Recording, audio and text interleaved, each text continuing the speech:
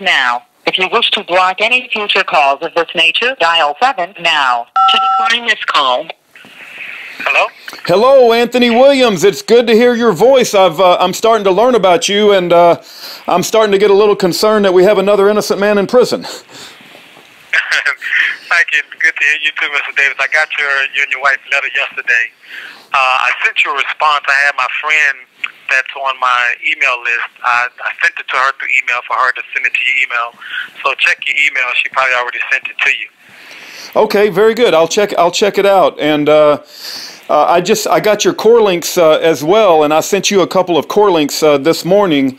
But I wanted you to know about us and kind of how we operate, and I wanted everything to be above board. But the more I learn about you, and I think you were exposing fraud in the mortgage area, if I'm not mistaken. But I just want to make sure that your story goes told if you want it to be told, and I want to make sure people know about what's happening to you, and if there's any ways to help, how can they help you? So that's kind of where I'm coming from. But I am glad to hear your voice.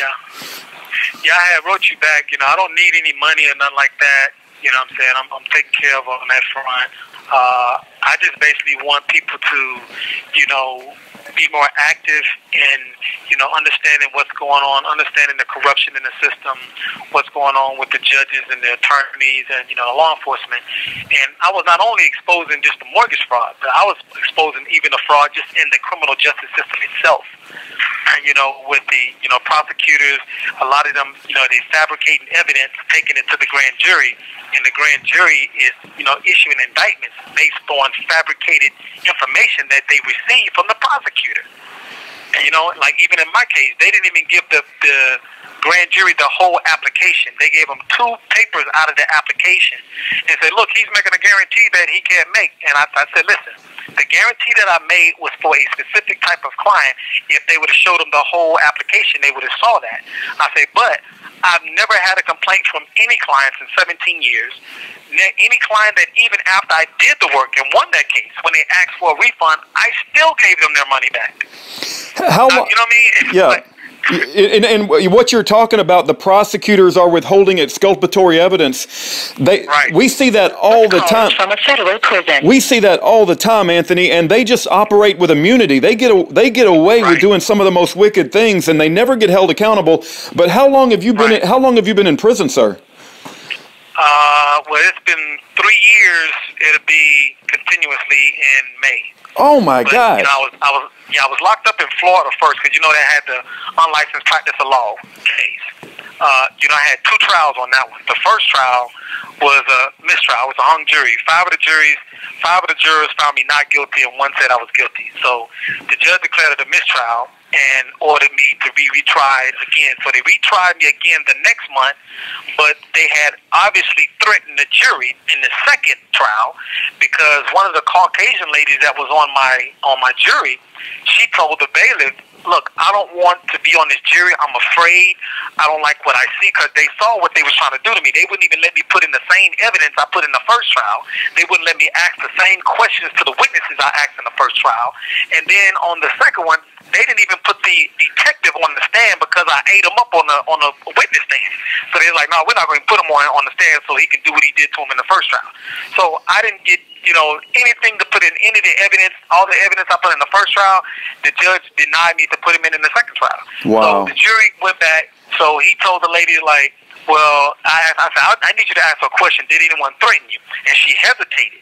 And she looked at the judge, and you could tell she was afraid. And she put her head down, and she's like, no. And he said, so you're okay to stay on the jury then, right? She's like, well, I guess so. He said, okay, go back to the jury room.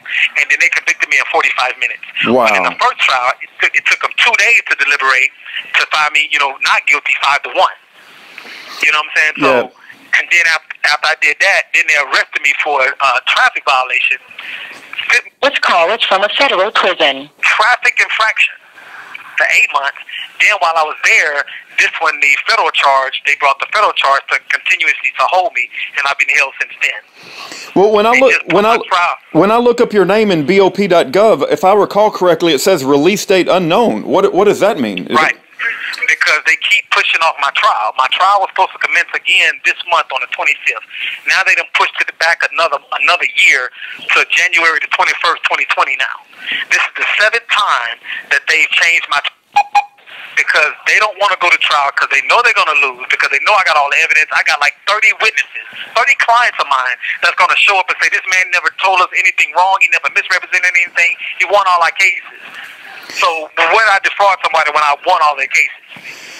I completely understand, and the story that you're telling us is very common. I have lost all faith in the criminal justice system, and we want to help get your story out. I got to ask you, because they're going to cut us off. I heard the beep. Are you a follower of Jesus Christ? Not that it matters. If an innocent man is an innocent man, regardless of his religious beliefs. But I just got to ask you if you're a Christian. Oh yeah.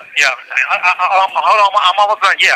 I definitely believe in the Savior, but I just call him by his original Hebrew name, Yahshua. Okay, all right. You know what I mean? I got you. Yeah, but I've been a minister. I've been a minister for 26 years. Wow. Okay. Yeah, and I'll talk to you some more about that, but they get ready to do this count. How can I put money on your phone account? I lost him. Okay. Well, we're going to continue to communicate with Anthony Troy Williams. That's our first phone call with Anthony Troy Williams, and my wife brought him to my attention. And this might be our first brother on the front page of yearofjubilee.com, but I'm very concerned that we have yet another a situation where the prosecutors have identified a dissident. They did not give him a fair trial, and they're railroading this man, and they're keeping him in prison as long as they can, just like they do to Mike Parsons, just like they've done to so many others. And this pattern is a pattern that we have seen over and over again, and we know that the primary function of the FBI is to stop political dissidents. And it sounds like Anthony was exposing some fraud they didn't want exposed, and now they've got him in prison where they want him, but we're going to try to get his voice out for as long as God allows. And I pray that you do write Anthony a letter with any questions that you may have. I'm still in the beginning phases, but I'm just seeing a whole lot of commonalities with Anthony and other prisoners that we advocate for. God bless, and please keep these prisoners in your prayers, and please write them encouraging letters. Thank you for your time.